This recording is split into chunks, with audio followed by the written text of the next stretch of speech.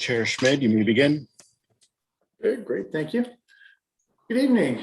I'd like to call this meeting to order at 7:01 p.m.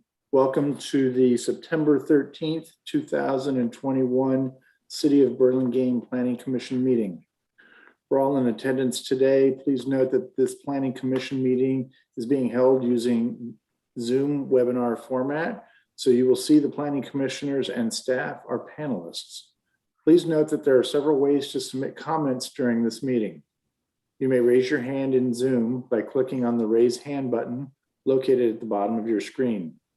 Members of the public who are participating in the Zoom webinar by phone can dial *9 to raise a hand. You may also send your comments by email to publiccomment@burlingame.org. Staff will be monitoring emails submitted during the meeting, which will be read at the appropriate time. The length of the emailed comment should be commensurate with the 3 minutes customarily allowed for verbal comments. If you're an applicant or an applicant's representative, I will ask you to raise your hand when your agenda item is up for discussion so that we may be prepared for you to speak at the appropriate time. We ask that you also turn on your video at that time so that we have more clear communication, stimulating the experience we would have if we were meeting in person. This meeting is being streamed live on YouTube and will be uploaded to the city's website after the meeting. Moving on to agenda item number 2, roll call. Let the record note that Commissioners Toronis and Larios are absent this evening, and everybody else is here. Moving on to agenda item number 3, approval of minutes. We have meeting minutes for the August 9th regular Planning Commission meeting.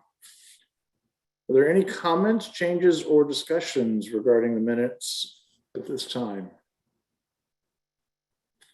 Seeing none, do we have a motion?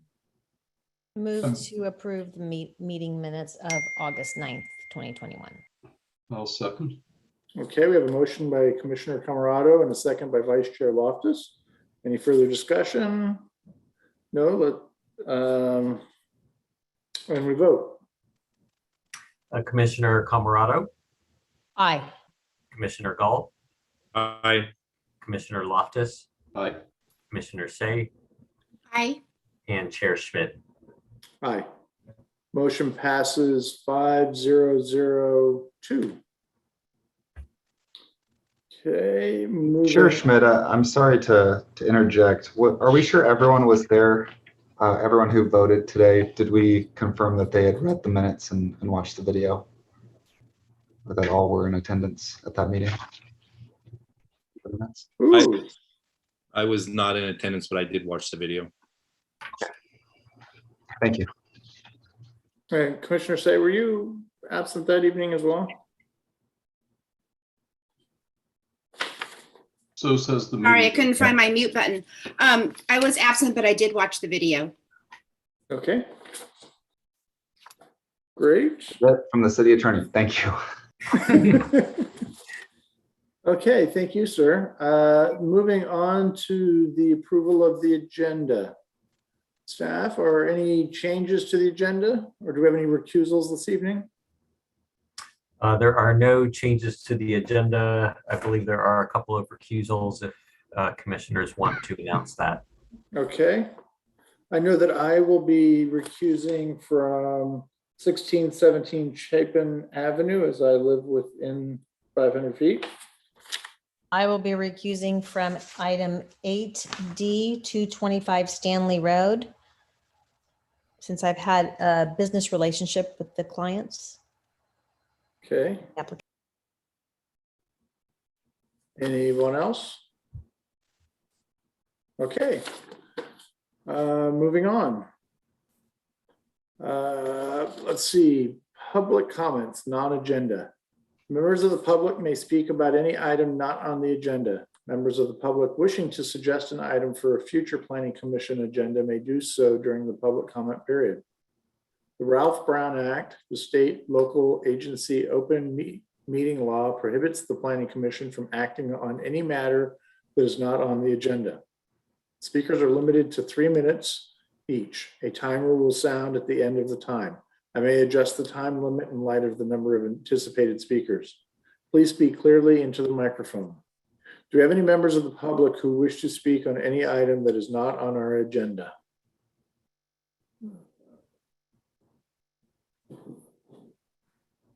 Chair Schmidt, I am not seeing any emails for the public comment at burlingame.org for non-agenda items.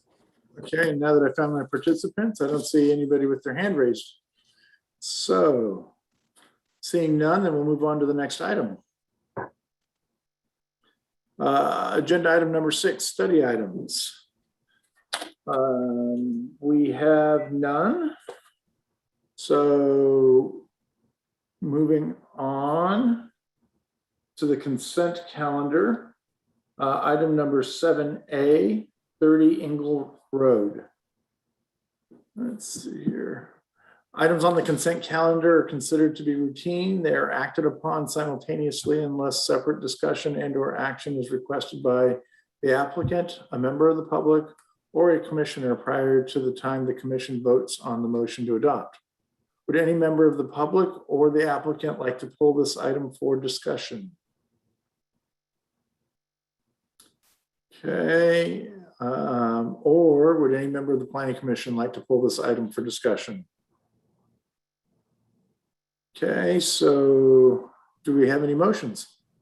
Mr. Chair, I move that we approve the consent calendar. I'll second that. Okay, we have a motion by Vice Chair Loftus and a second by Commissioner Gall. Any further discussion on the motion? Nope. Okay, can we have a vote? Commissioner Camerado, Aye. Commissioner Gall, Aye. Commissioner Loftus, Aye. Commissioner Say, Aye. and Chair Schmidt. Aye. Motion carries 5002. An action by the Planning Commission is appealable to the City Council within 10 days of the Planning Commission's action. If the Planning Commission's action has not been appealed or called up by review by the City Council by 5 p.m. on the 10th day, the action becomes final. In order to be effective, appeals must be in writing and must be accompanied by an appeal fee of $1,075, which includes noticing costs. Congratulations. Okay, moving on to item 8A, 100 Stanley Road. If you're the applicant or the applicant's representative, please raise your hand so that we may be prepared for you to speak at the appropriate time. If possible, we ask that you also turn on your video at that time. Were any commissioners not able to visit the project site, or do any commissioners wish to note any ex parte communications regarding this project? Okay, seeing none, let the record note that all commissioners present have visited the project site. Can we hear a staff report, please? Yes, the applicant is proposing a second-story addition to the existing one-story single-family dwelling at 100 Stanley Road. The Planning Commission reviewed this application as a design review study item on August 9th of 2021. The applicant submitted a response letter and revised plans, date stamped August 23rd, 2021, to address the Planning Commission's comments. In summary, the following changes have been made to the plans to address the comments that were discussed at the study meeting. First is revised entry door with bottom panel, and second is reduced gable to 8 feet plate height to match the existing eaves. The applicant is in attendance to answer questions, but first I'm available for questions of staff. Great, thank you. Are there any questions of staff at this time? Okay, seeing none, then I'm going to open the public hearing. Would the applicant please come forward and state your name and anything else you'd like to add about your project? Yes, hello. There he is. Sorry, Jesse. Oh, no worries. Hello. Good evening, commissioners. Thank you again for your comments in regards to our project. We took them to heart and revised the plans accordingly, hopefully to your liking. What we had done was revise the front doors so that they had individual looks to the entry of it, and also lowered the gable on the second level floor at the balcony. And I discussed the height of the 8-foot high doors as opposed to a 7-foot high door with my clients. And basically, as I mentioned before, we do have volume ceilings within that whole space of the master bedroom. And as my clients are fairly tall, it just had a better feel having the 8-foot doors part of that room. I think those are the majority of the comments that we received during our last planning commission hearing, and I hope that they're satisfactory for your approval. Great, thanks, Jesse. Commissioners, do we have any questions for the applicant?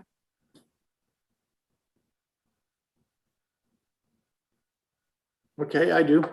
I noticed that in the new elevations, there are a few windows that appear to, in the back, I think, that are going to remain as existing. Correct? That is correct. Okay. And as we are choosing the new windows, they're matching in alignment, not going to look different? No, they're pretty much, as you see in the elevations, they're pretty simple. And they will be, blocked. No one will be able to see them really from the rear. There'll be events and so forth. So they just replaced those windows recently with new ones. So Okay. rather than, turn No, around. I understand that. Sometimes you get the really old windows, and if you're not swapping, it looks weird. Got to meet those Title 24. Yeah, understood. Okay, thank you. Then if we don't have any further questions for the applicant, do we have any members of the public who wish to speak on this item?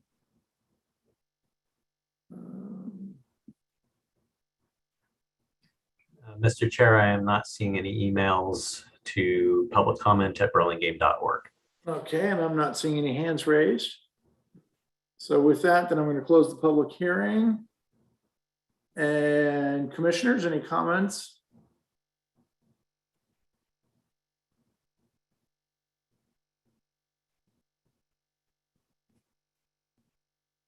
Well, I think it's a great project. I think it's ready to go, and just looking for a motion.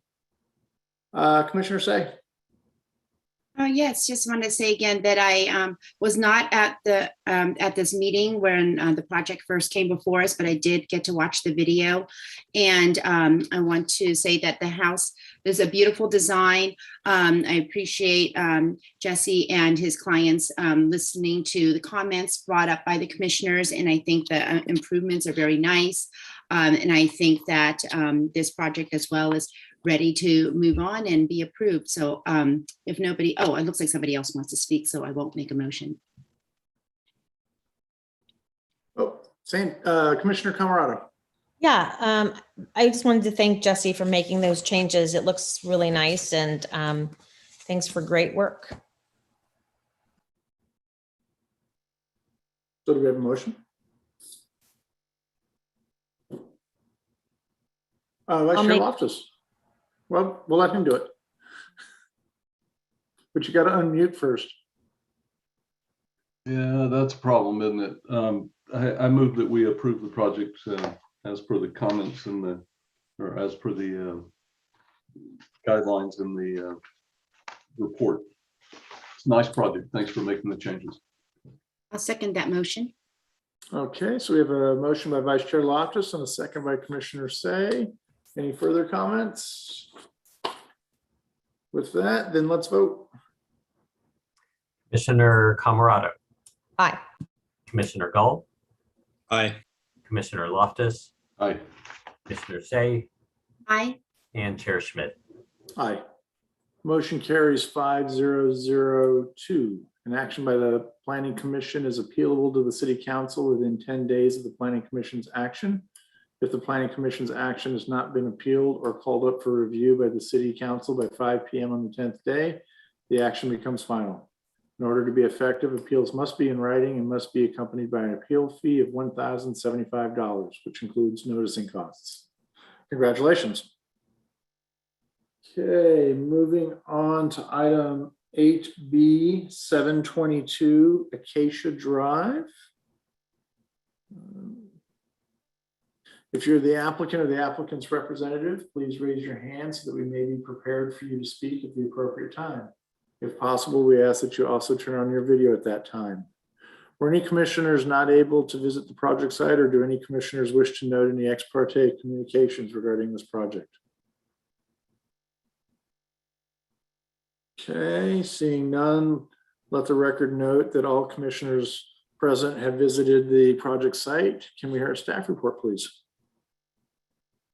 Yes, the property is an interior lot with an existing two-story house and a detached garage.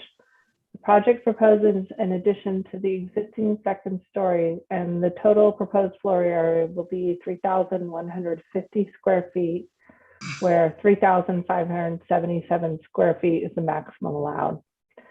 This project came before the Planning Commission on August 9th, 2021 as a design review study item. The applicant submitted revised plans and a response letter to address the comments made by the Commission regarding the roof plan for the proposed addition. There are suggested findings for design review and conditions of approval listed in the staff report, and I can take any questions that you might have. Great, thank you very much. Commissioners, do we have any questions for staff? Okay, seeing none, then I'm going to open up the public hearing. Would the applicant please come forward and state your name and anything else you'd like to add about your project?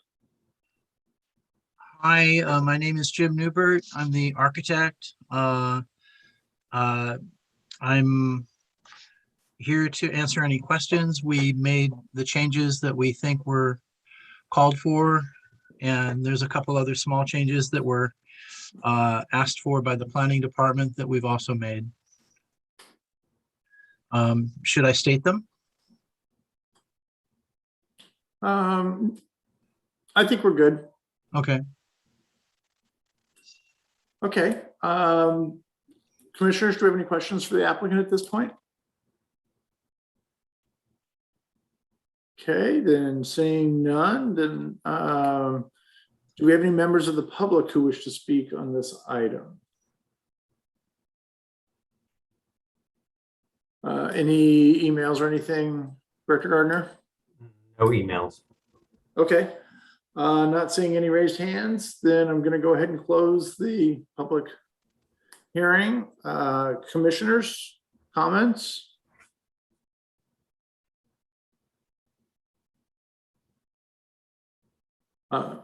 Vice Chair Loftus.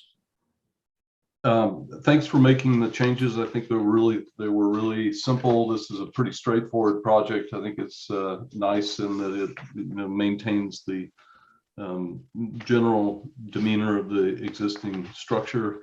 And I move that we approve the project with the suggested findings in the staff report.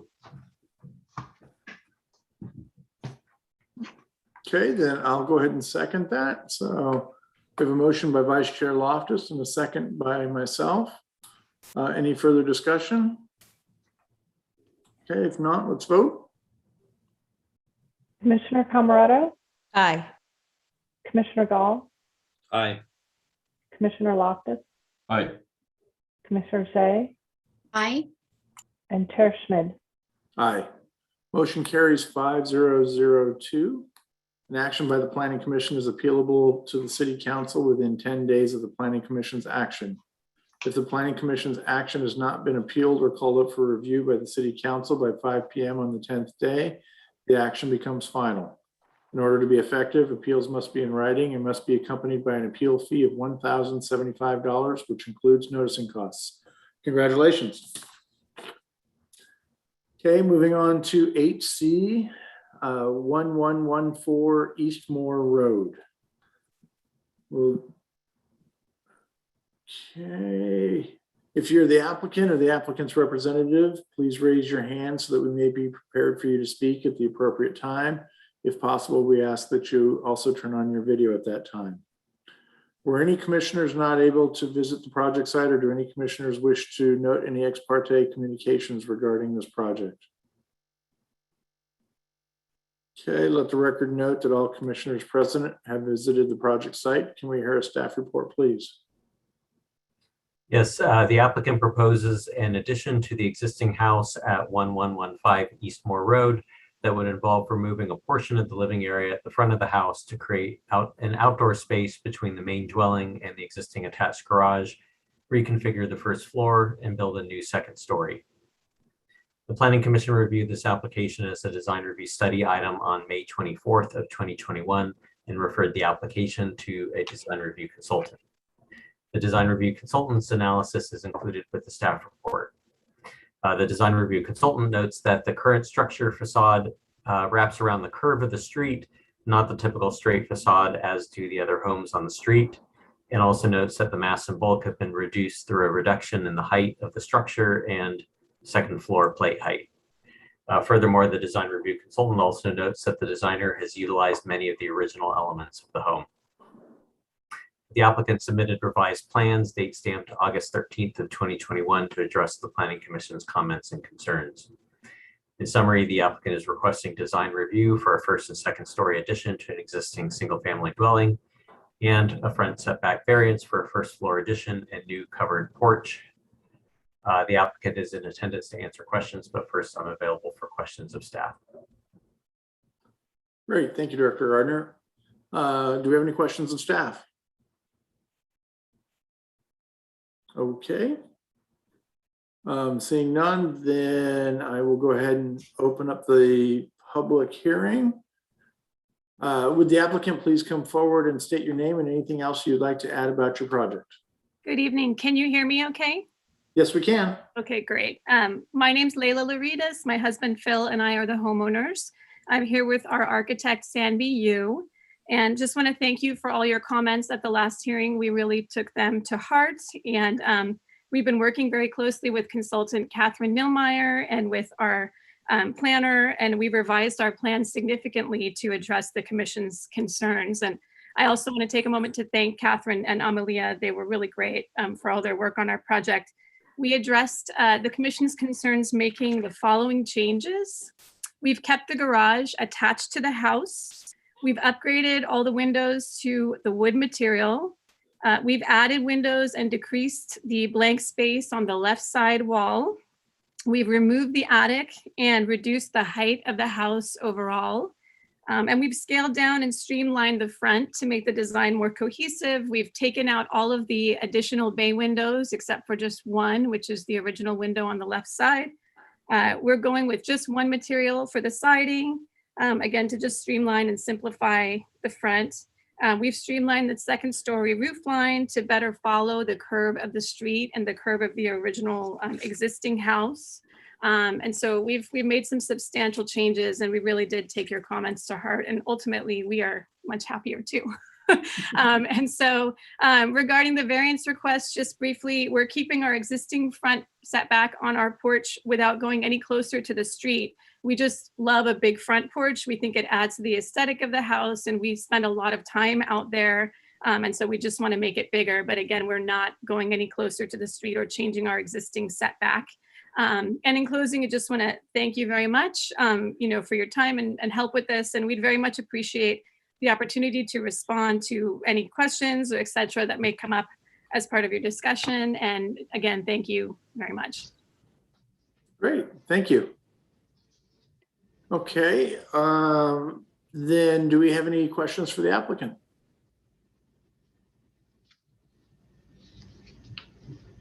I'm not seeing any. Oh, Mike, Commissioner Gall. I just had one question. Could you help me out with that one bay window that's remaining? I'm not sure I understand the logic of it, I guess. The logic of it. We like the look of it. We think it kind of just adds a little pop in the front. Would you prefer that we make it a flat window? I mean, we're open to that. Well, to me, it looks a little out of place. I mean, I'd like to hear from the other commissioners. I mean, sometimes if we see a bay window and it's the only bay window on the front of a house, if it's in the center or something, or it's the biggest window, it might work. But to me, it looks like it's out of place. But again, that's one opinion of five. So maybe the other commissioners can chime in on that. We don't feel super strongly either way. We're very open to making it a regular window if that's preferred. Okay, yeah, I saw the stuffed animal sitting there and I thought, oh, maybe it has some sentimental value, but if it doesn't, then it would be my preference to eliminate it. But again, I'd like to hear from the other commissioners and not just. We have three little kids, and so they've got lots of stuffed animals and toys. Yeah. But I yeah, thought maybe there was some special place or something like that, but no, we're open to being flexible on that. okay, thank you. Thank you. Okay, barring any other questions for the applicant, then why don't we look to see if there are any emails or if there's any attendees that wish to speak on this item.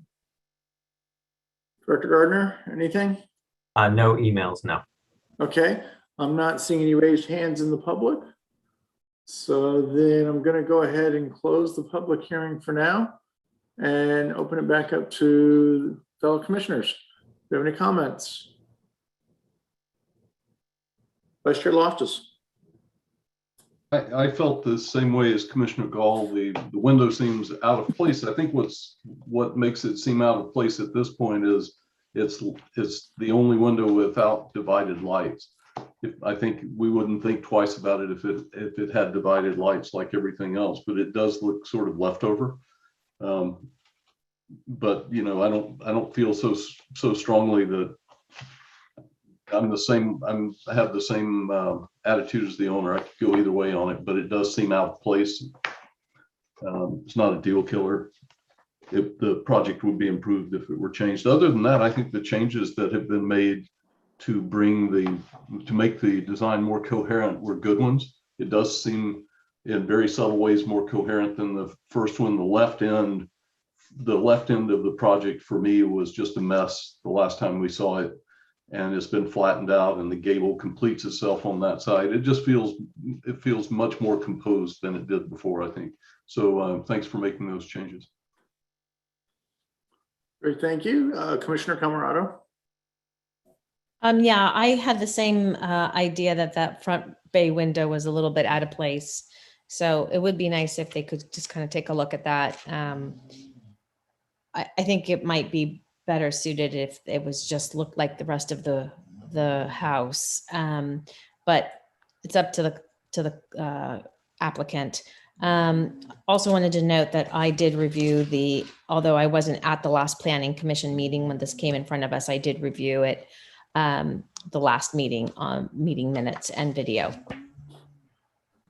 Great, thank you. Commissioner Say. Yes, thank you. So I agree with my fellow commissioners about this remaining bay window. In addition to not having divided lights like the other windows being proposed at the front of the house, it's also the only window remaining that doesn't have shutters. And so it almost is calling attention to itself, and it's not centered in any part of the home. It's off on the side. So kind of leaves you to wonder if it was just kind of left over and no attention was paid to it. So I think that if the applicant is open to replacing that bay window with new windows to match everything else, that would be a nice added improvement.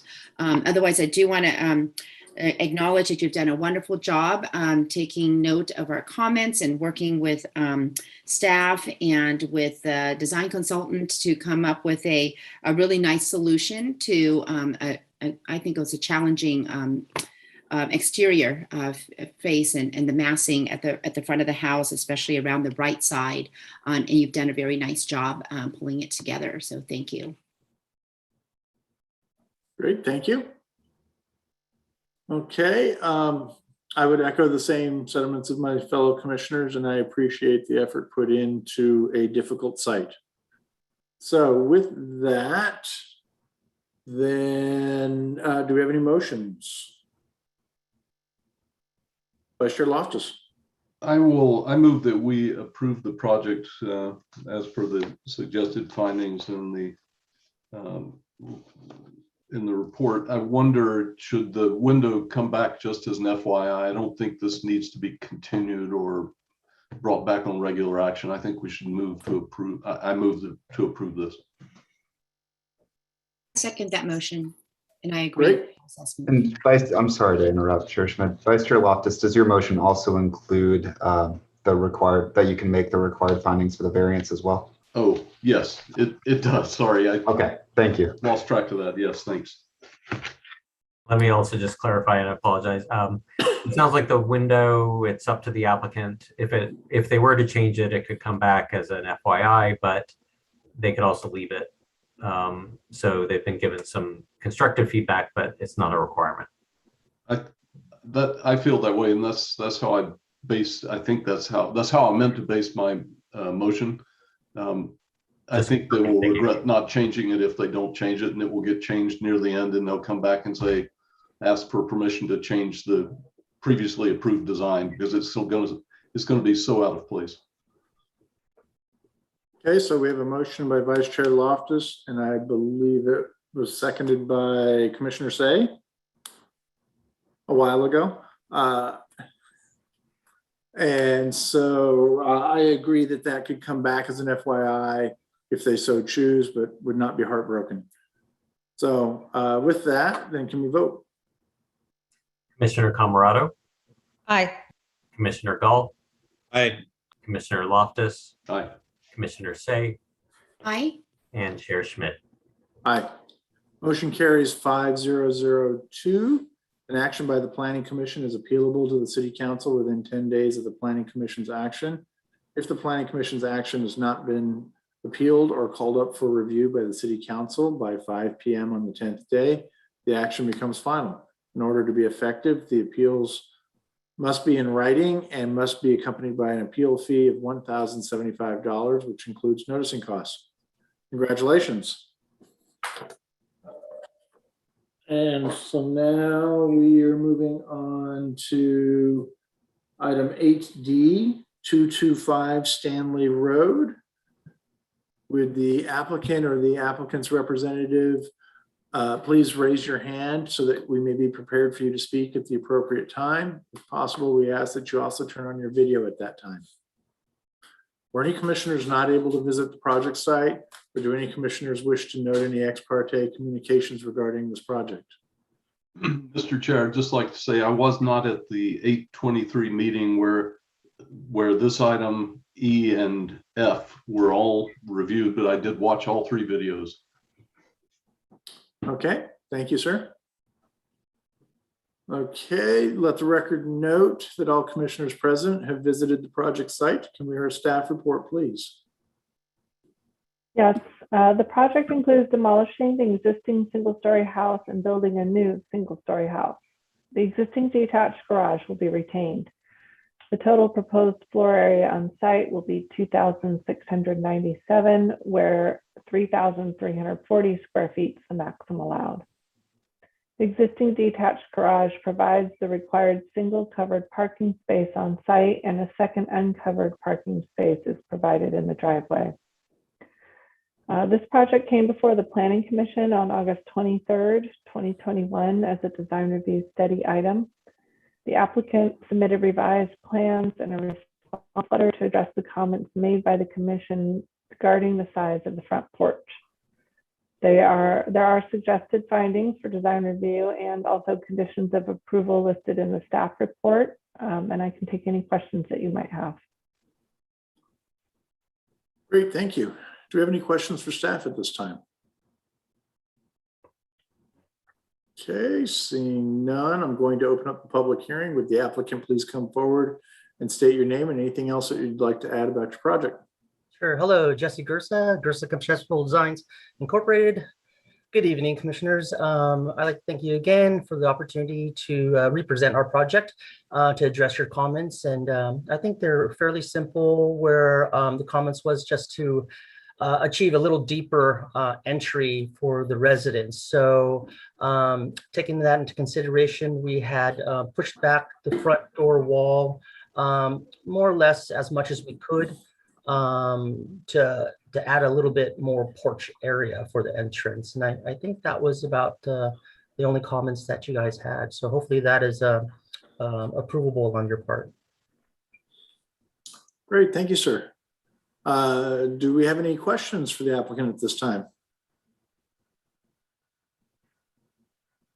Okay, seeing none, then I'm going to ask if there's anybody in the public that would like to speak at this time.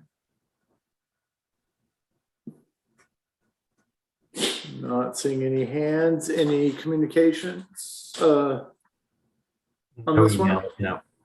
Okay. Great. Thank you. Then I'm going to close the public hearing. Commissioners, any comments? Commissioner Say? Yes, thank you. Thank you, Jesse, for taking a look at that front porch and recessing that entry in a little bit. I think not only is it going to serve the homeowner better in terms of an approach to the house and some better weather protection, but it also adds a little bit more articulation at the front of the house. So I think overall it's a very nice improvement. I don't think you've sacrificed anything on the interior. You still have a nice detail going into that bedroom number 1 office space. So thank you again for considering our recommendations. I think the project looks great and should move on and be approved. I'm happy to make that motion unless there's other commissioners would like to speak. Not seeing any hands at the moment. I would allow you to do that. So I'd like to make a motion to approve this project. I'll second. Great. We have a motion by Commissioner Say and a second by Vice Chair Loftus. Any discussion on the motion? Okay, we're good. So let's vote. Commissioner Gall, Aye. Commissioner Loftus, Aye. Commissioner Fay, Aye. and Chair Schmid. Aye. Motion carries 4012. An action by the Planning Commission is appealable to the City Council within 10 days of the Planning Commission's action. If the Planning Commission's action has not been appealed or called up for review by the City Council by the 5 p.m. on the 10th day, the action becomes final.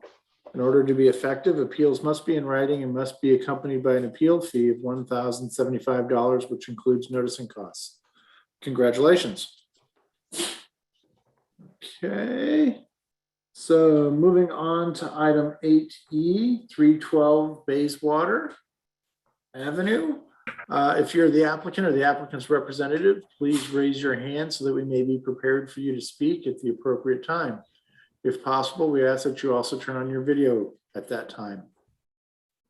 Were any commissioners not able to visit the project site, or do any commissioners wish to note any ex parte communications regarding this project?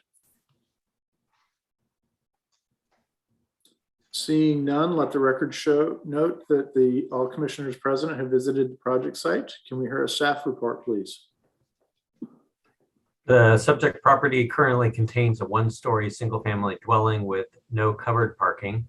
The property is considered substandard with a lot of 4,692 square feet, where 5,000 square feet is the minimum lot size for this neighborhood. The applicant is proposing to replace the existing house and construct a new 2-story single-family dwelling and detached garage. The Planning Commission reviewed this application as a design review study item on August 23rd, 2021. The applicant submitted a response letter and revised plans, date stamped September 1st, 2021, to address the Planning Commission's comments, as well as concerns of a neighbor.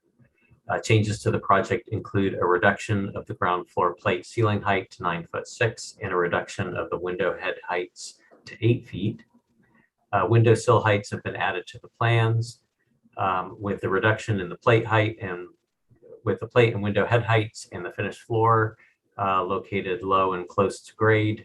The porch is now more proportional and contextually the eave line sits similar to adjacent homes, which have been elevated ground, sorry, my notes here, ground floors 4 and 5 steps above grade. And the driveway has been shifted slightly for landscaping between the two properties. In summary, the applicant is requesting design review for a new 2-story single-family dwelling and detached garage. I'll note that there was also a received after communication from Ms. Marseille that was forwarded to the commission. The applicant is in attendance to answer questions, but first I'm available for questions of staff. Great. Do we have any questions for staff? Okay, seeing none, then I'm going to open up the public hearing. Would the applicant please come forward and state your name and anything else you'd like to add about your project? Good evening. My name is Adam Biddle. I'm the architect of the project. Just want to thank you all for the positive comments at the last hearing. We took the feedback we received on a few items and tried to put those to work. As noted, we did reduce the ground floor plate from 10 feet to 9.6, and most specifically what was pointed out, the head heights of windows and doors from 9 feet to a more human scale, 8 feet for a new home. I would note, as a new home, we have elevated the home to just be a couple steps above grade. So our eave line and head heights and ridge lines all actually sit below just slightly or in context with the adjacent neighbors. And luckily, as a reference point, regular item A on this agenda, 100 Stanley, is the next door neighbor. And we actually sit just below, as I'm referencing the drawings from this evening. So hopefully that addresses the context and scale comment. And then as far as the neighbor reached out at the last hearing regarding plantings and along the fence, now that we know there is that neighbor doing construction at the same time, following the last hearing, I sent an email to sync the two of them up via email. They shared a couple emails back and forth, and I believe the idea is that they will address fence and secondary landscaping as needed between the two properties as construction proceeds. So I'm happy to answer any questions you may have at this time. Great, thank you. Do we have any questions for the applicant at this point? Vice Chair Loftus. Yeah, I can't help but observe that the building has been reduced in height by 6 inches. And, there seemed to be a lot of concern when I watched the videos of the sort of massiveness of this thing on a very narrow site. And 6 inches doesn't seem to me to be very responsive. So I got to say, I'm really concerned because that affects that overall height on this narrow lot affects the scale of the project overall, and reducing the head of the doors and windows affects proportionality, not scale. And so I don't find this response to be very, I don't find it to be very responsive. What's the pressure on this? What's the pressure on this building to have 9.6 floor to floor on 2 floors? It's not 9.6 on 2 floors. It's 9.6 on the ground floor with a second story above. So so I was misreading then. What's the plate height on the upper floor? Sure. The second floor plate height is 8.6 and our head heights are 7.6 on the ground on the second floor. I just did my math wrong then. Yeah. So Okay. just for a reference, our ridge height sits almost 2'6" below 100 Stanley next door, and our head heights sit below as well. But it was the reduction from 9 foot to 8 foot at the ground floor, and the comment in the hearing was, you're standing up and trying to imagine yeah. Oh, I was more concerned. I was more concerned with the overall height, but there's not much you can do to reduce the second floor because it's still it's a square when you look at it, right? The lot is 45 feet wide and it's a square, and it doesn't have much 1 floor, 2 floor separation, right? It doesn't feel much different, the upper floor from the lower floor, but it's hard to squeeze it down anymore. So my apologies, I just did the math wrong. Oh, no worries. And I would say, I think in the last one I referenced, we did this project not knowing the adjacent 100 Stanley at the time was adding a second floor. So contextual like streetscape elevations showing the adjacent on either side would show that this scales appropriately with the neighboring properties. Well, I also suspect that if the lot were wider, it would be wider than it is tall. And right now it can't be any wider than it is tall effectively because of that constraint. Okay, thanks very much. No problem. Okay, any others? No, okay. Seeing none, then I'm going to look out into the audience. Do we have anybody in the audience that wish to speak on this item at this time? I'm not seeing any hands, and we already discussed the email communication. Anything further come in, Director Gardner? No further emails. Okay, so then I'm going to go ahead and close the public hearing. And commissioners, comments? Commissioner Camerata. Yeah, I think they did a really nice job with the changes, and I can make a motion to approve this project per the staff report. Okay. I just wanted to maybe address Vice Chair Loftus's comment a little bit. I think that, you know, in the previous one, the door heights themselves being higher, it just, you know, when you looked at a 6-foot person standing next to almost a 9-foot door, that was what actually kind of got us going on that discussion. And so I think lowering the plate heights and the head heights to that have really done the right thing to that scale when you start to think about the human being there. I agree, you know, given the narrowness of the site, it does make it an interesting challenge, but I think that they addressed what we were looking for that at the previous meeting. So I appreciate that effort being put in. Does anybody else have any comments? Okay, Commissioner Camerata, you want to make that motion? Yes, I make a motion to approve the project per the staff report. Okay, I'll second that motion, but I wonder if we should add about the neighbor to the left working together and coming back with something for regarding the landscaping and the fencing between the two properties as an FYI or something. To have some kind of resolution that's shared. Well, I think that the neighbors may want to just communicate with each other and see how they want to work it out. I'm not sure that we have to get involved in the landscaping part of that, but I like to see what you all think. Yeah, I guess I just mean in terms of making sure that it happens, that there is a dialogue and that a resolution comes together. It doesn't have to be involving us, but I just want to make sure that the two do communicate and come up with a plan. I agree to that. I'll add that to my motion.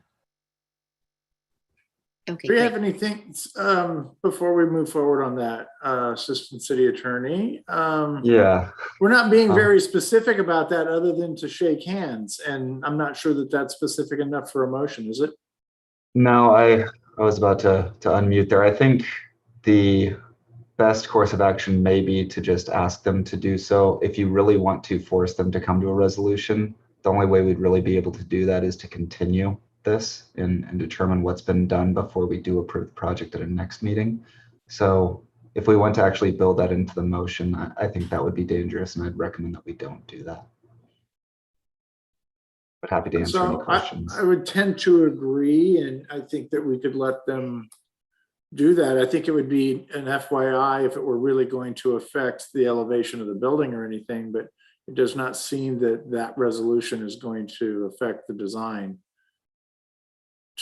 for us, but it is something for them to work out.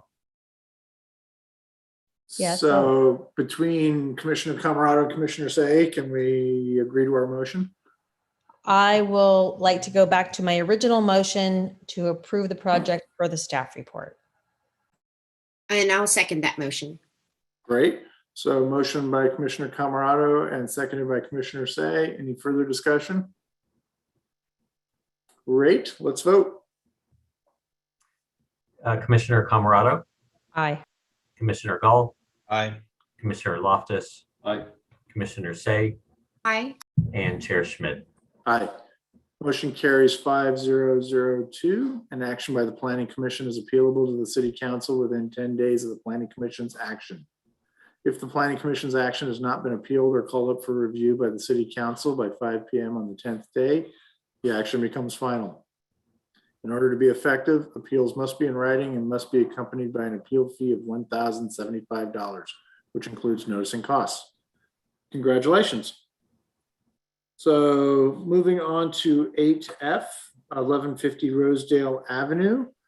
Will the applicant or the applicant's representative please raise your hand so that we may be prepared for you to speak at the appropriate time. If possible, we ask that you also turn on your video at that time. Were any commissioners not able to visit the project site, or do any commissioners wish to note any ex parte communications regarding this project?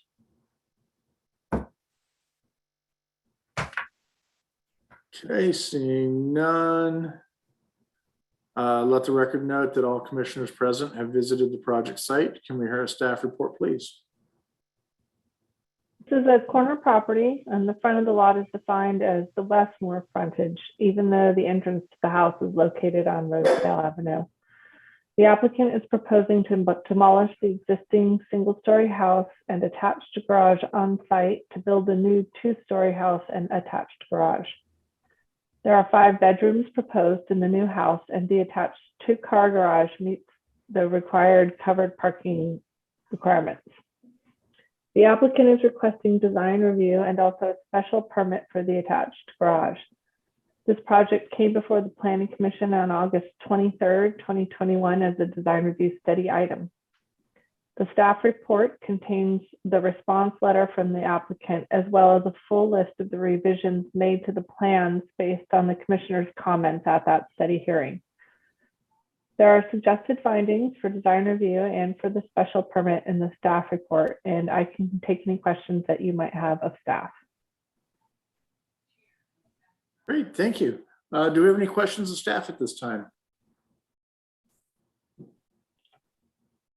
Okay, seeing none, then I'm going to open up the public hearing. Will the applicant please come forward, state your name and anything else you'd like to add about your project? Yes, hi, I'm Warren Huey. I'm the designer for this project. I'm here to answer any questions you guys might have. I did make some changes to the drawings as per the last meeting we have. I lowered the entry tower down to now the ceiling height of the entry is same as the ceiling height of the first floor. Another concern is the deck. You guys wanted to know the deck size. I had that on sheet C. I added the square footage of the deck. And when I first submitted this drawings to planning, I had the deck much larger. It's the same size as the garage. And planner asked me to reduce it 100 square feet, which I did. And that's what you're looking at now. I think those are the major concerns you guys had, and I already made those changes. So I'm open for any questions you guys have. Great, thank you. Commissioners, do we have any questions for the applicant? Okay, I have a couple. I wanted to know a little bit more about the windows themselves and kind of the profile that you're intending. I like what I'm seeing in the elevations. I'm just concerned that you've started to look at the windows themselves and have a profile or a company that you're going to be using that will kind of achieve the look that you're striving for here. Yeah, they are a little bolder than the ones that we're used to seeing. Yeah, I'm trying to use Anderson windows. They're aluminum wood clad windows. And then what else you want to know? As far as the detailing of it, the ones around the stone have a small trim around it. And then the ones on stucco, I insert a little bit by 2 inches. Yeah. Okay. I would just say, as you're selecting those windows, if suddenly the scale and everything is going to change on them, or the kind of the layout of them, that you don't hesitate to start working on an FYI. Don't wait until after you've put the new windows in and to come back to us and say, hey, we've changed. Okay. Because I could see that it would happen, and I wouldn't want that to then be difficult for you downstream. Mhm. The other thing I had a question about was the pivot door, the pivot entry door. Have you already researched and found a brand for that as well? Because my concern would be in a pivot door in a residential kind of use is the ability to weatherproof it and not have air gaps. Typically pivot doors that I do in commercial projects, I don't care about the air gaps because I'm trying to get rid of heat. But in a residential, I'd be a little bit more worried about infiltration. Have you found a manufacturer for that yet? No, I'm still looking it up. Okay, just something just an FYI for you. Mhm. Okay, I'm done. So moving away from that, then I will, where do we go? Look to see if there's anybody in the public that wishes to speak on this item at this time. If you'd like to, raise your hand. Seeing none, Director Gardner, do we have any correspondence on this one? No, not on this one. Okay. Then I'm going to go ahead and close the public hearing and come back to my fellow commissioners. Any comments?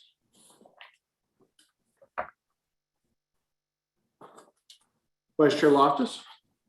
Yeah, I did want to just follow up on the roof deck and Commissioner Turonis's comments at the last meeting.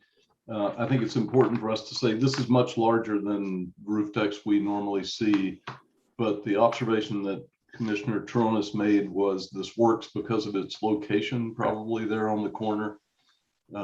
And I think that's just important if we approve, and I think it does work. And I think it's important as we approve it that it is situational, that makes such a large roof deck work. Otherwise, I suspect we would all be pushing back hard on it, because if there were a neighbor next door, that there are reasons why this wouldn't work. But I think in its situation at that corner, it's okay. Other comments? Yeah, and in general, I think it's pretty nice. I'm worried also about the windows. Those are really chunky buildups there, and you're going to have to be very deliberate to build those things up to that size. You're not going to get a normal window wouldn't work that way. So you're going to end up putting spacers in, and framing in between spacers and closing around the window jambs, and it feels chunky to me. But that's just my personal taste. It's not as elegant as I would like to see it, but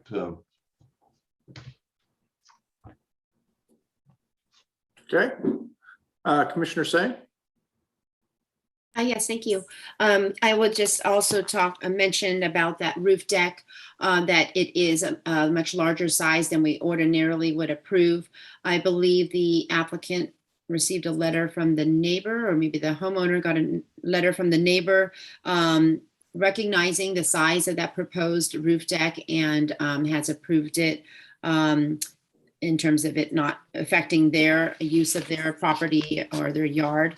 And I think that it is situational in the sense that this deck is looking out over El Camino, really, and Lim is a potentially noisy area, more traffic in that area.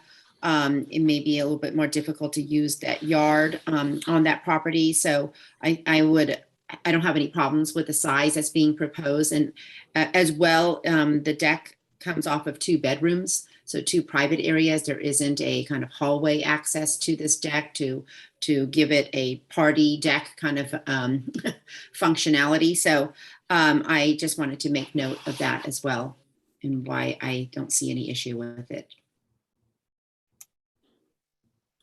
And I would agree with those comments. And I also think that the other important piece is the landscaping. Having moved the house forward from that property line has provided some relief there as well. And then the 3 trees that are being added in that back area in between also provide some relief on that. So again, I think it is important to note that this is an unusual deck and not necessarily something that we would encourage everywhere. Okay, unless we have any other comments, do we have a motion?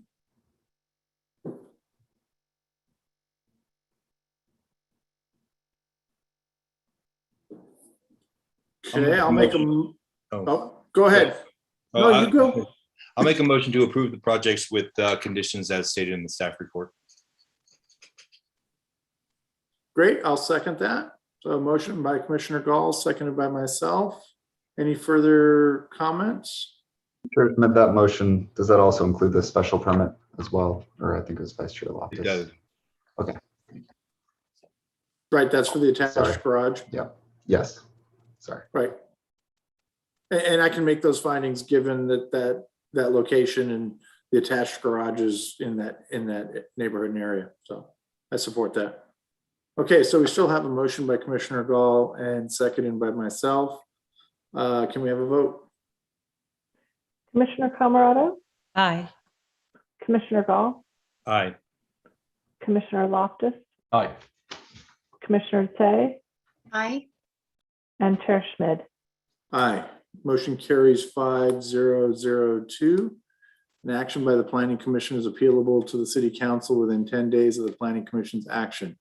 If the Planning Commission's action has not been appealed or called up for review by the City Council by 5 p.m. on the 10th day, the action becomes final. In order to be effective, appeals must be in writing and must be accompanied by an appeal fee of $1,075, which includes notice and costs. Congratulations. Moving on to now item 8G, 1260 California Drive. Will the applicant or the applicant's representative please raise your hand so that you may be recognized and so that we may be prepared to speak to you at the appropriate time. If possible, we ask that you also turn on your video at that time. Were any commissioners not able to visit the project site, or do any commissioners wish to note any ex parte communications regarding this project? Seeing none, let the record note that all commissioners present have visited the project site. Can we hear a staff report, please? Yes, the applicant is requesting renewal of a conditional use permit for vehicle storage for approximately 80 vehicles in the parking lot located at the northeast corner of Broadway and California Drive. The conditional use permit was approved in 2015 with a 5-year term. Given that the 5-year term expiration coincided with the onset of the pandemic, all permit expiration dates were extended until December 31st of 2021. The property has 2 owners. The side closest to California Drive is owned by the San Francisco Public Utilities Commission, and the side along the railroad is owned by the Peninsula Joint Powers Board. The applicant has an active lease for the use of the lot and is not proposing any changes to operations. The request is limited to renewing the conditional use permit. While the initial approval included a 5-year term with a requirement to apply for a renewal, typically conditional use permits should not have a limited duration, and such conditions requiring renewal should not be included unless the use warrants some type of review based on operations. Therefore, the proposed resolution specifies a conditional use permit with no expiration date. This is more typical of how CUPs are granted. We received some questions from commissioners in advance of the meeting, so I'll address those here. First, there was a question of who owns the property to the north of the parking lot. The answer is that it's the same split ownership as the parking lot with the San Francisco PUC and the Joint Powers Board. And indeed, this ownership extends further north all the way beyond Mills Avenue. Next to the parking lot is a driveway area, and beyond that is a public works yard. Second, there was a question about whether there's an opportunity to improve the parking situation along this portion of California Drive. The answer is that it would not be easy. It's a busy intersection and there's multiple competing interests in terms of traffic lanes bike lanes and parking, and all within a limited right of way. There are a lot of trade-offs, and a priority has been given to accommodate a bike lane, given that this is a direct bike route from Millbrae Multimodal Station all the way through Burlingame and onwards into San Mateo. But it's a tight right of way, and I think it's fair to say it's an imperfect trade-off. As a public right of way, this matter would be the purview of the Public Works Department and the Traffic Safety and Parking Commission. But we did receive those questions and wanted to respond to that. So with that, I'm available for further questions, and the applicant is in attendance as well. Great, thank you, Director Gardner. Do we have any further questions of staff? Okay, then I'm going to go ahead and open up the public hearing. Would the applicant please come forward and state your name and anything else you would like to add about your project?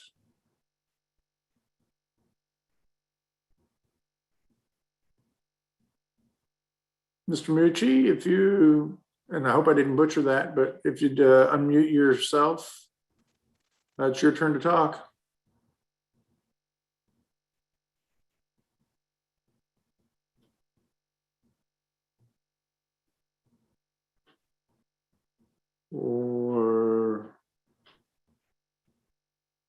Or Paul? Oh, So give Mr. Mucci a second. looks like he just connected. And then Paul, I think, has a comment from the public. Oh, okay. Mr. Mucci, can you hear me? It's actually Musey. Oh, thank you, sir. Hello. Can you hear me? Yes. Paul, are you speaking on behalf of the applicant or are you a public comment? It's a public comment. Okay, hold on. We're going to get the applicant first and then I'll open it up to the public. Okay.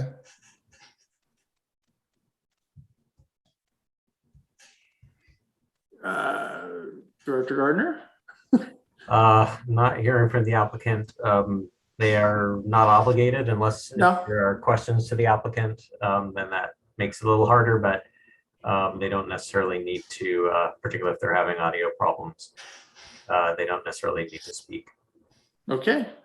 Well, then I'm going to move on to the public comment and Paul, and then we'll see if he comes back. So Paul, go ahead.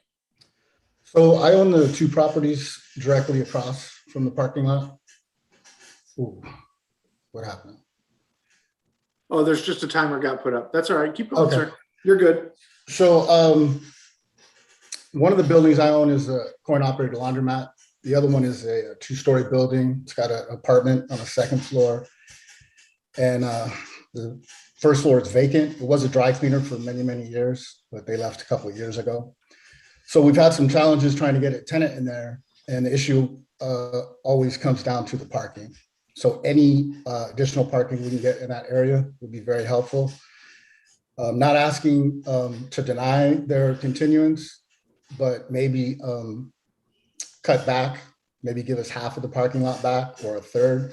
Anything at all would help.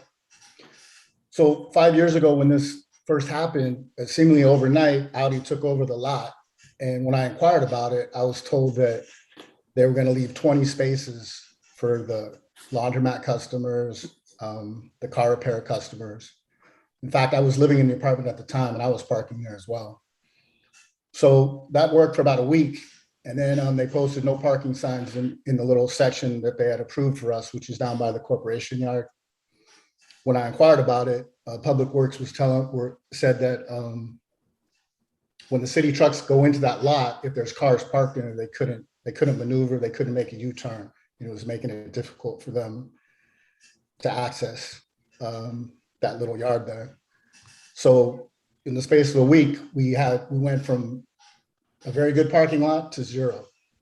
So it kind of left a bad taste in our mouths, the business owners, because there's nothing we can do about it. So once again, any type of parking you can give us over there would help tremendously. That's it. Great, thank you, sir. Mm-hmm. Okay, and we have another person in the public, Ted Caitlin, with his hand raised. Okay, your Hi turn. there. Okay, thank you very much.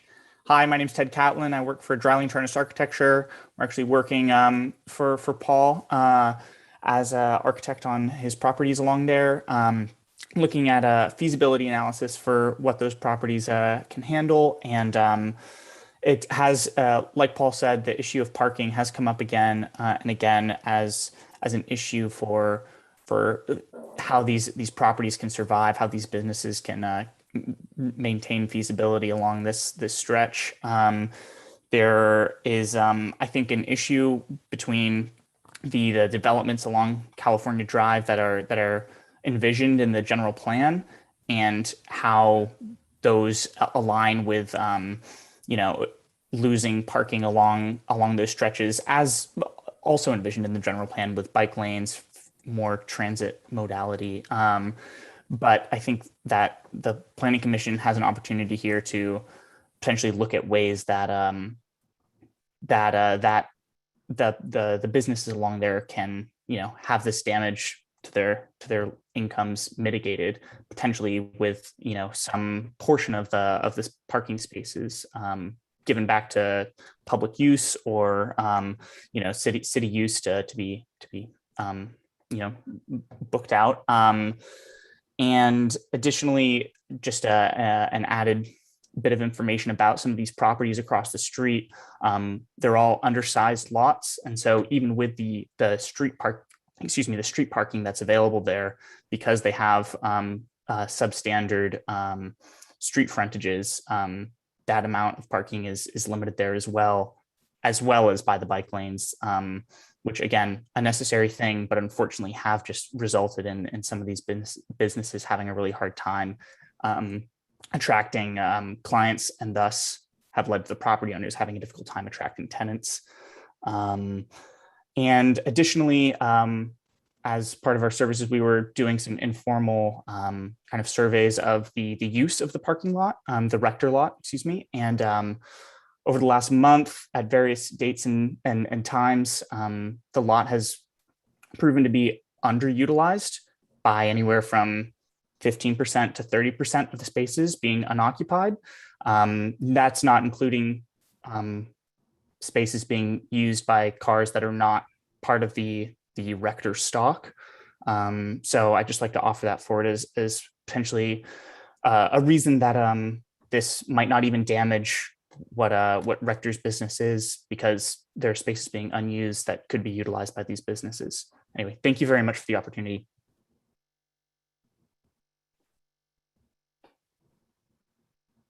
Thank you, sir. Okay. Okay, I see another hand raised. Jesse.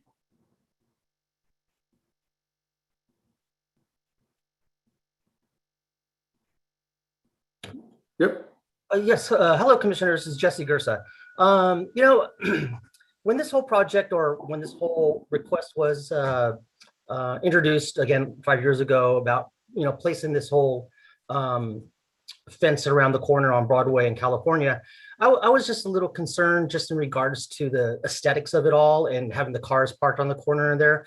I was just wondering if it'd be possible for like any of the commissioners to kind of take a look whether or not some vegetation could be grown around the fencing area, so that it just softened it up a little bit, rather than it just being such a cold and not a very attractive visual look to it, is basically what I'm trying to say.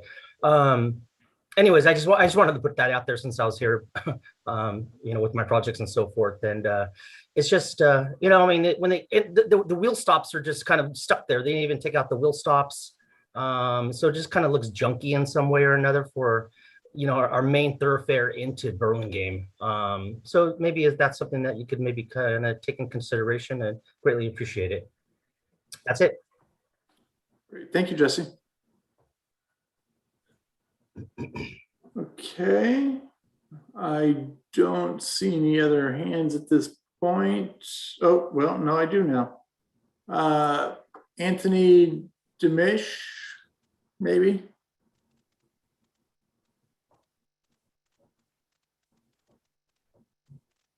There you go. You're up. All right, I'm on.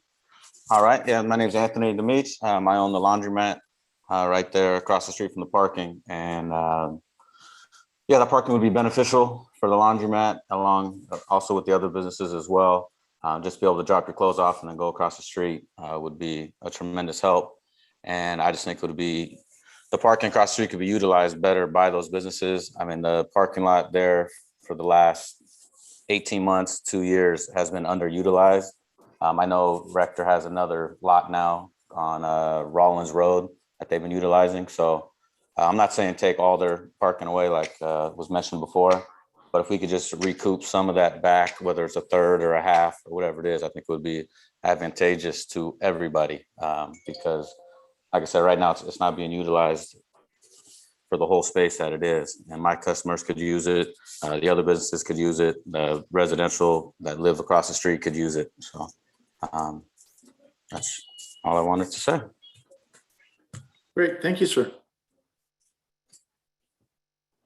Okay. Any other members of the public who wish to speak at this time? Okay, any chats or emails coming in, Director Gardner? We do have a series of emails from the applicant who's having audio problems, so I can read what are in the emails, but I am concerned with this item moving forward if we can't really hear from the applicant properly. I will read these emails nevertheless. The first one says that they can secure 20 spaces if needed with parking designation, and that vehicle shortages account for underutilization of property. We've provided him with the call-in number, but given these are kind of, the other thing we should mention is the city does not control this property at all. So as much as it may be of interest to have publicly accessible parking, the city doesn't lease the land, doesn't own the land. It's not available to the city. It does sound as though the applicant may be interested in or available to have an arrangement, but given he's not able to fully participate, I don't know if that can really be resolved right now. Understood. Okay. Then I believe that we've already heard from those who wanted to speak. So I think I'm going to go ahead and close the public. I think there's somebody in attendance who would like to, and the participants who'd like to speak. Paul spoke with us earlier. Oh, sorry. Sure. Vice Chair Loftus, do you want to speak before or after I close the public hearing? After. Okay. Then I'm going to go ahead and close the public hearing, and I'm going to move on. And Vice Chair Loftus. So sorry. So I got very confused during this conversation because my understanding is what's in front of us is a renewal of the conditional use permit and nothing else. And there is a lease existing between, though it's month to month, there's a lease arrangement existing between these two parties and Rector. And we can't get involved in that. So I'm not sure, I totally get it, what's being said, that there ought to be better parking over there, and it seems like there's an opportunity, but that's not what's in front of us. Right? So correct. I don't want to get distracted by all that, because that's not in our purview. Correct. Commissioner Gall, maybe if we come back. Yeah, I was going to say the same thing. I think that this discussion got a little sidetracked. I'm perfectly fine with renewing the conditional use permit. I think that the parking sharing the parking, that's an issue between the owners of Rector, the PUC, and the owners of the laundromat, and it's not anything that we have can weigh in on. So I don't see any reason not to renew the previously approved motion. I think that is a motion right there with the dog's approval. So that is my motion. And I do want to clarify really quickly, staff is making a recommendation that we not be doing a renewal of a 5-year term. So this would just be renewing the conditional use indefinitely, as a normal conditional use permit would be. If there was an issue and they were not conforming with the uses and they were not conforming with the permit itself, then it could be revoked, but this would not have a time limit on it like the last one would. That's correct. And if they decided to share the lease and that space with the owners of the laundromat, that would have no effect on the motion or the action that we take tonight. And again, also noted in the staff report is that the grade separation is supposed to take place within the next 3 to 5 years. So I think that this is sort of, what else are we going to do with it? I just think we should just move forward with it, and time will work all of this out. I'll second that motion. Okay, I also wanted to note that, you know, if you looked through the history of that and the minutes from the 5 years ago, there was a lot of discussion of shared and the challenges of insurance and all of that relative to mixing what is a business versus a public parking.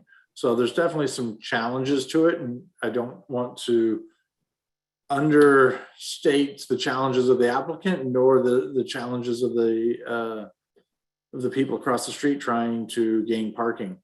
And I don't know if there's an opportunity to have a greater conversation with Public Works on the remaining space and its use on a temporary basis as well. So that would be my suggestion. So we have a motion by Commissioner Gall and seconded by Commissioner Say.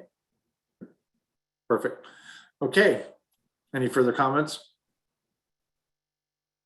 None. Okay, let's vote.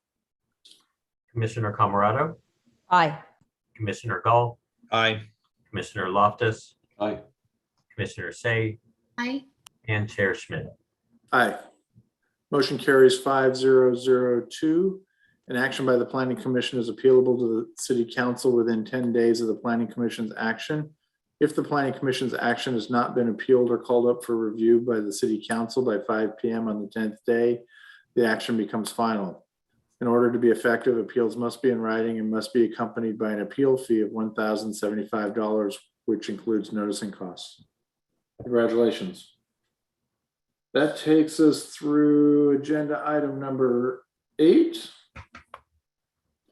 And now moving on to item 9A, 1347 Montero Avenue.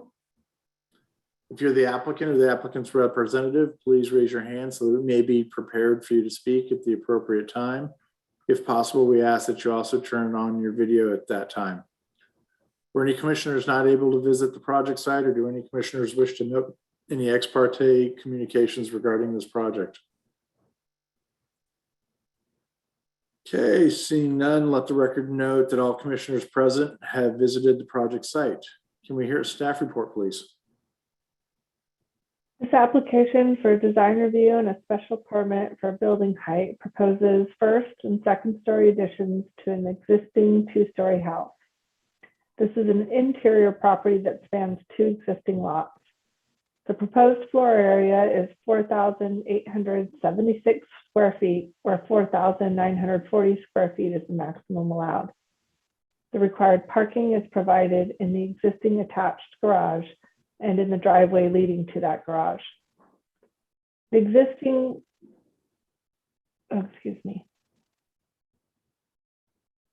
In addition to design review, the applicant is requesting a special permit for proposed building height of 35 feet 6 inches, which matches the existing highest ridge. Hold on a second here. I think I had grabbed something slightly different. I'm just taking a look at the plans here. Yeah, the site has a detached garage. I'm sorry, I'm correcting myself, not an attached garage. So thank you. I can take any questions that you might have. Great. Do you have any questions for staff at this time? Okay, then I'm going to open up the public hearing. Would the applicant please come forward and state your name and anything else you'd like to add about the project? Hi, it's Randy Grange, TRG Architects. Actually, that property has an attached two-car garage and a detached accessory building that is also a garage. So it's got both. Basically, it's like a Dutch colonial house, and it had an odd addition stuck on the side of it sometime in the past, and we're proposing to remove that and just extend the main roof line out and give it a big porch across the front. I mean, some of the square footage that we're adding is actually in the porch because it's more than the 200 square foot exemption. The roof height thing is just extending the existing roof line. And actually, because there's the giant berm that comes up from the top of the average top of curb, I mean, the finished, I don't know the number off the top of my head right now without looking at it, but the finished floor of the house is like 10 feet above the curb. So you'd have to be at, like, the whole thing would have to be like 20 feet tall to fit under the height limit of 30 feet. And this is underneath the 36-foot limit for the special permit, and actually kind of violate the design guidelines to not just match what's there. I mean, that's really all there is to it. Just kind of cleaning it up and making a nice porch. So that's really all it is. Great, thank you, sir. Do you have any questions for the applicant at this time? Okay, seeing none, then I'm going to look out to the public. Is there anybody in the public who wishes to speak at this time? I'm not seeing any hands. Director Gardner, any correspondence? No, no email correspondence. Okay, then I'm going to go ahead and close the public hearing. Commissioners, any comments? Vice Chair Loftus? Yeah, this is a really nice project. I think it improves the property a lot. I really like it. I love the broad porch, and it appears to be really nicely detailed. It's just it's all there. It's good. Not much to say other than that. Commissioner Camerado? Yeah, I agree with Commissioner Loftus. I mean, this is such a pretty house, and I love that they're retaining some of the characteristics of what's existing, and it's just one of my favorite homes in Burlingame. So I love seeing that they're making it better. Okay. I agree. So do we have a motion? This feels like a good candidate to come back on consent calendar to me. So I make that motion. Make said motion. Make said motion. I make said motion. Do I have a second? I'll second that. Perfect. So a motion by Vice Chair Loftus and a second by Commissioner Camerado. Any further discussion? No? Let's vote. Commissioner Camerado? Aye. Commissioner Gall? Aye. Commissioner Loftus? Aye. Commissioner Say? Aye. And Chair Schmidt? Aye. Motion carries 5002. And congratulations. Looks now that we're moving to item 9B, 1617 Chapin Avenue. I'm going to recuse myself and hand over the chair to Vice Chair Loftus. You'll bear with me. It's the first time I've done this in many years now, but I've got this nice script. So we'll move on to item 9B, 1617 Chapin Avenue. If you're the applicant or the applicant's representative, please raise your hand so that we can be prepared for you to speak at the appropriate time. And if possible, we ask that you also turn on your video at that time. Were any commissioners unable to visit the project site, or would any commissioners want to note any ex parte communications regarding this project? I've had some ex parte communications with the applicant and the applicant's architect. Okay. Anyone else? No? Let the record note then that all commissioners present have visited the project site. May we hear the staff report, please? Yes, the subject property contains an existing two-story single-family dwelling with an attached garage. Currently, the entrance to the existing two-car attached garage faces the left side property line. The applicant is proposing to relocate the garage doors so that they face the street and enlarge the existing two-car attached garage by adding one additional covered parking space. A special permit is required for the attached garage addition. There is no other work proposed to the main dwelling. In addition to the design review and special permit applications, the applicant is requesting a front setback variance and side setback variance for the attached garage addition. As noted in the staff report, a historic resource evaluation was prepared, which indicated that the home is eligible for individual listing in both the National Register and California Register. Page and Turnbull prepared an analysis of the potential impacts of the addition and concluded that the proposed project would fully comply with all 10 Secretary of Interior standards for rehabilitation. So in summary, the applicant is requesting the following applications: design review for an attached garage, special permit for an attached garage, front setback variance for an attached garage addition, and left side setback variance for an attached garage addition. I'll note that there were also 2 received after communications from neighbors, one from Mr. Weil, and I apologize if I don't say that correctly, and one from Mr. Jones. The applicant is in attendance to answer questions, but first I'm available for questions of staff. Okay, thank you. Any questions for staff? Okay, seeing none, I'll open the public hearing. Would the applicant please come forward and state your name and add anything you would like to about the project? Good evening, Commission. Tim Radain's project designer. I think, you know, the simple 3D, a little bit of the photos that you received, and then also my correspondence with the variance application, and then the scope and concept letter kind of is really self-explanatory. You know, if you've all seen the house, the driveway is not great. It's not great. It's very hard to get in and out of. Also, you know, your main path on Chapin is normally going away from downtown, and I think putting the garage at a 90-degree to the street really gives it a much better presence on that street. There's a few things going for it to having it front facing. There's a bunch of neighbors with very, very close garage to street access. So the precedent's there for it.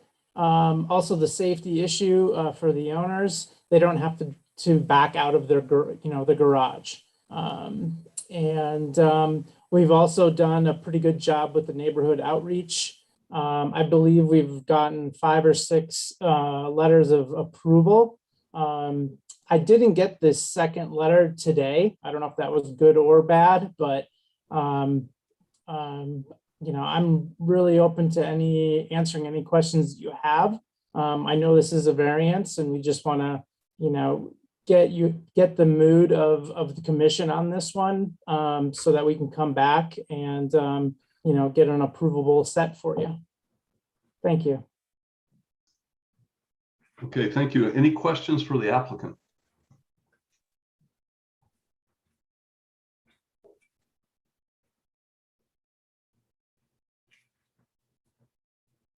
Okay. Oh, I'm sorry, I didn't see your hand. Commissioner Camerado. Hey, Tim. Hey, Tim, have you guys done like any civil drawings or looked at the height difference between the garage slab and the sidewalk? Not yet. We do have a survey, and we can definitely point that out if there's any issues that we need to reflect. Okay, thanks, Tim. Any other questions for the applicant? I'm looking more carefully this time. Okay, seeing none, are there anyone in the public who would like to speak on this item? Or were any comments received through email or chat? There is an email correspondence. It is from the same neighbor that also submitted a letter, but given that it was submitted to public comment, we'll read it out loud. It's fairly short. Dear Planning Commission, we live across the street from the Bakhtiari family and have reviewed the architectural drawings. We compliment the architect and the homeowners on an excellent design. We would be pleased to have this project proceed in our neighborhood, and it's sincerely Dave and Adrian Weil. That's Okay. it. Thank you. If there's no one else, then I see no hands raised, then I'll close the public hearing. Commissioners, your thoughts?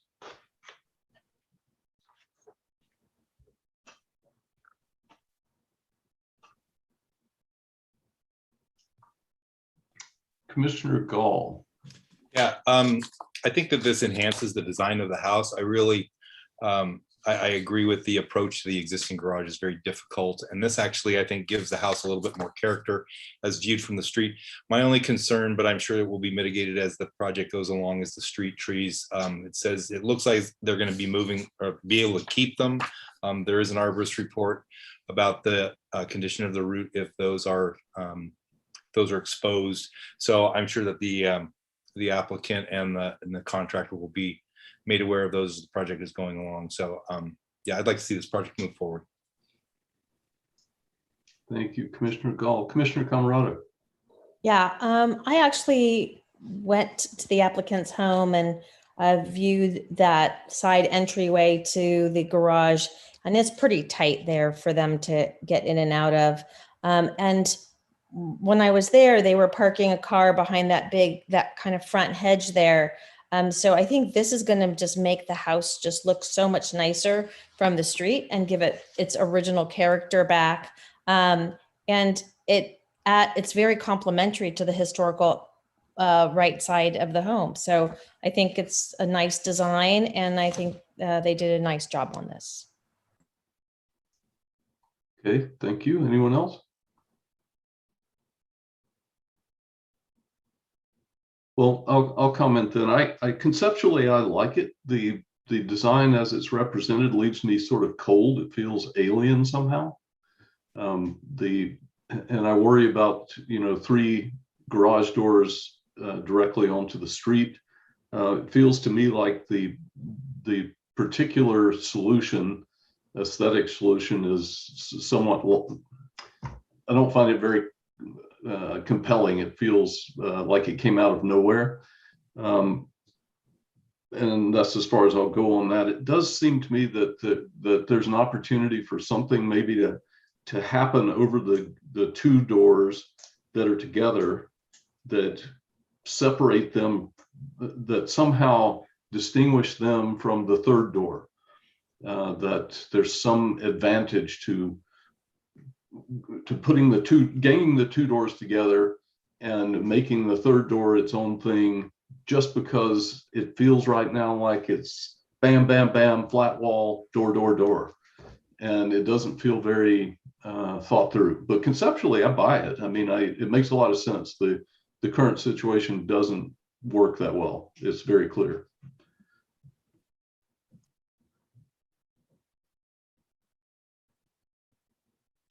Anyone else? Do we have any motions?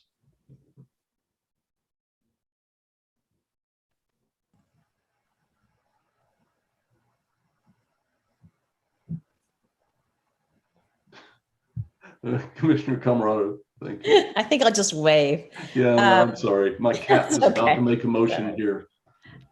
So maybe, I mean, looking at it, I don't disagree with you. I think maybe what we can ask the designer to do is just maybe look at something with those two garage doors. Just, I was kind of thinking maybe like a planter box or some sort of element that maybe mimics a little bit of what the right side of the house does, or maybe something a little bit different.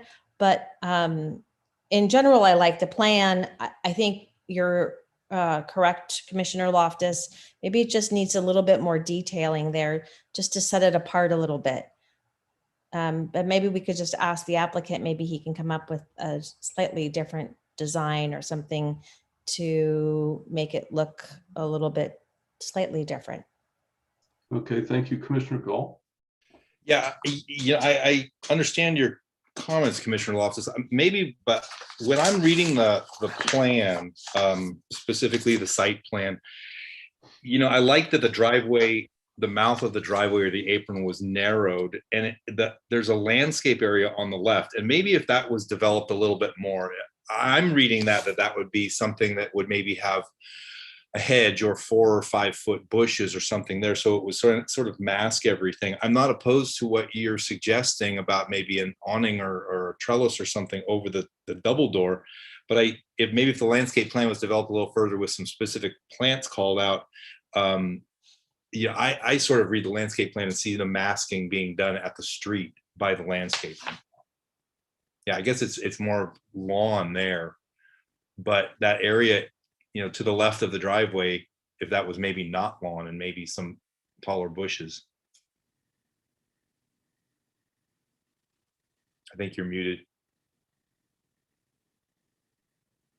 I take your point, Commissioner Say. Yes, hi, I didn't have to wave. You saw me. I think I agree with Commissioner Loftus. It is a Mediterranean style home, and I'm wondering even something as simple as the nice arbor that's kind of grown around the current garage door opening. If there's even some type of trellis or arbor built around the double door garage door, so that face of the wall isn't so flat. There's some texture and context there, and also resonates a little bit more with the style or the regional style of the home too, possibly as an idea. But otherwise, I do think it's a nice design solution for the parking and addressing the garage in general. Well, I do too. I think I'm getting the general sense that everyone does. Perhaps this is the best way to move forward. I'd like to make a motion that we bring this back on regular action with, direction to the applicant to look into further developing that area, because we've got a designer who's quite capable of generating all sorts of ideas, and so I'd suggest that we bring it back on regular action and let the designer work on it a little bit. I don't know what the right solution is, and I think there might be many different solutions. It just falls flat for me right now. So that's a motion. I'll second that motion. Okay, we have a motion made by me, Commissioner Loftus, and seconded by Commissioner Say, Commissioner Say. Any discussion on the motion? No, it looks like not. Then may we have a roll call vote, please?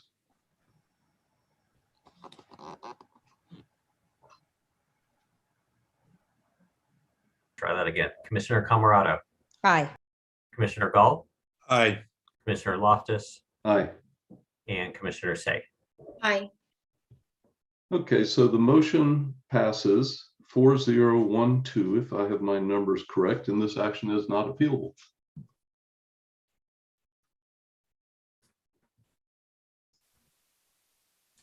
Okay. Thank you, Vice Chair Loftus. Then I think we're moving on to 9C, 3 Victoria Road. Will the applicant or the applicant's representative please raise your hand so that we may be ready to speak with you at the appropriate time. If possible, we'll ask you to turn on your video at that time. Were any commissioners not able to visit the project site, or do any commissioners wish to note any ex parte communications regarding this project? Let the record note that all commissioners present have visited the project site. Can we hear a staff report, please?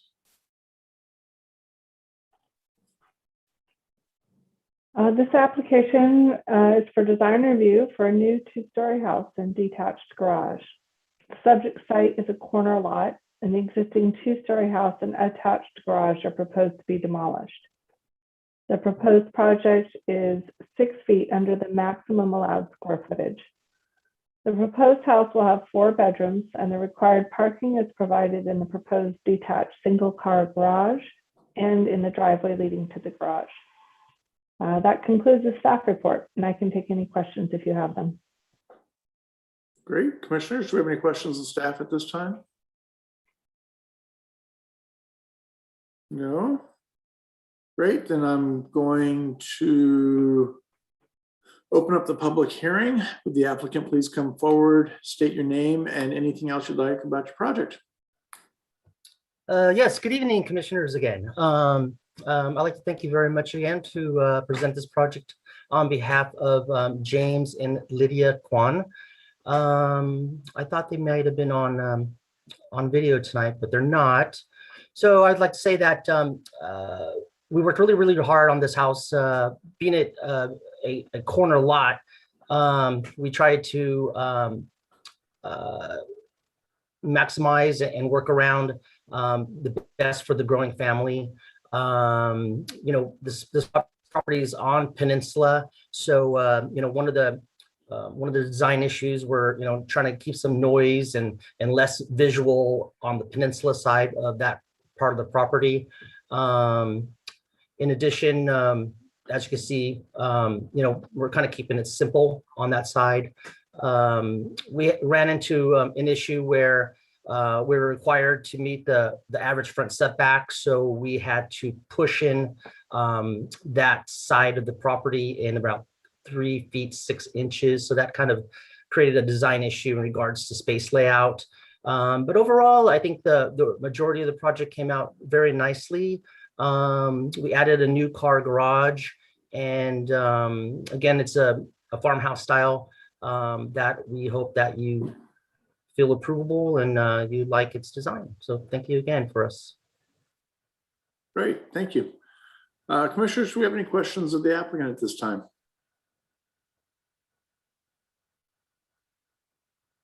Okay, seeing none, then, oh, nope, now we have some. Commissioner Say. I just had a quick one. I'm not sure if I'm reading correctly. Jesse, what's the first floor plate height? I see it's 10 feet to the second floor, finished floor. Yeah, it's 10 feet to the finished floor of the second level minus a foot, so it would be a 9-foot plate height. Okay, thank you.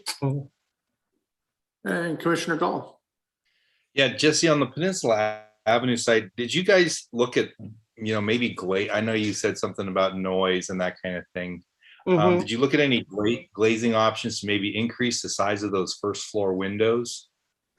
You know, like maybe triple glazing, or, you know, and I'm thinking with landscaping, you could build, you know, grow a hedge that would shield you sight-wise and noise-wise. Most definitely, we could look at that. So Commissioner Gold, are you asking to increase the size of the windows, or just? Yeah, I mean, you know, I didn't want to get into too much of a discussion about it, but, you know, I said it in the past, but corner lots are difficult because you kind of have 2 fronts, and this looks like a classic side of a house. So, you know, yes, it will be visible from Peninsula Avenue, but I don't think that it should look like the side of a house, is my opinion on that. I gotcha. Okay. I think I have a solution for that. Okay, any further questions for the applicant? No? Okay, then looking out into the public, does anybody in the public wish to speak on this item at this time? Seeing no hands, I'm going to go ahead and close the public hearing. I'll confirm no emails as well. Perfect, thank you, sir. Then commissioners, comments? Okay, well, Commissioner Gall. My only comment is what I was just expressing to Jesse is I think that Peninsula Avenue side needs to be reworked a bit so that it doesn't look so much like the side of a house, whether it is or it isn't. It's still going to be visible from the street, and even if it is Peninsula, it's still visible. I think there's a lot of ways to mitigate the view out the window so that you're not looking at the Woodlake Apartments or Peninsula Avenue. But again, I think it's mainly those lower floor windows look like they don't fit in. The rest of the house, everything seems to hold together and all the sides look nice with the larger windows. And that one just looks like it got lost or missed. Okay. I had some comments. Mostly on the Victoria side with the adjoining neighbor kind of on the garage end. There's a significant amount of landscape on that end of the property, both on the side to the Victoria neighbor and really on the other side to the Peninsula neighbor that's there now. And so I think it'd be important for the next round to kind of have a little bit more landscape definition of what you're going to do there. And how is this going to, how you're going to make fences and landscape with the garage there that work well with the adjoining neighbor. So I wouldn't say that I'm seeing something wrong. I'm just not seeing enough information for the next time. So that would be my suggestion. Any other comments? Vice Chair Loftus. I guess the obvious comment was the applicant has cornered the market on farmhouse style, it appears tonight. That said, I think this is a nicely done project with comments that folks have made, and I move that we bring this back on regular action. Okay, and I'll second that. So we have a motion by Vice Chair Loftus and a second by myself.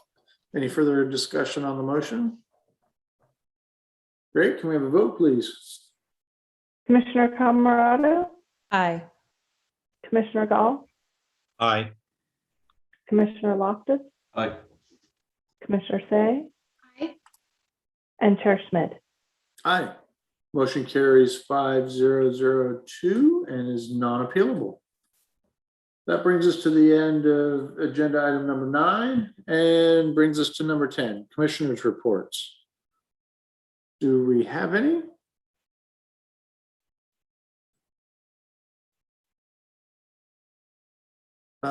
Seeing none, then moving on to 11, Director report.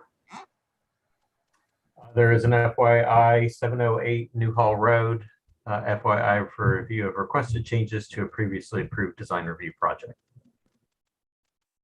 Okay. Do any commissioners want to pull this item? Okay. Then that's it, right, Director Gardner? We can give you a update from the City Council meeting on September 7th. There were probably 2 items that are of interest to the Planning Commission. The first was the adoption or the adoption of the Urban Water Management Plan, which is something that the Public Works Department has been working on for quite some time. So that was presented, and it's a good discussion. If anyone's interested in that particular matter, it's worth watching that video just to kind of get a sense of how all the pieces fit together. And then there was a introduction of revisions to the massage ordinance, and perhaps if Assistant City Attorney Spansale would like to just give a few highlights of that in terms of what the changes were or are proposed. Sure. The proposed changes, because it was the first reading, but it did have unanimous support by the council. So we anticipate adoption at the next city council meeting. But there's not too many changes. The real change was just to allow massage practitioners who are certified by the California Massage Council, just as the ones that are currently practicing in Burlingame, they're allowed to do off-premises massage now. So a massage practitioner could go to a person's home and perform a massage in place. The council had received some requests from massage practitioners in the community who had asked whether that was something that they would consider. And staff feels that it probably will enhance the safety of those massage practitioners who were maybe already doing so, but not doing so under the cover of our law. So this is hopefully a way that we can help generate some revenue and also protect those who are performing the services. But I am happy to answer any questions about what was in there.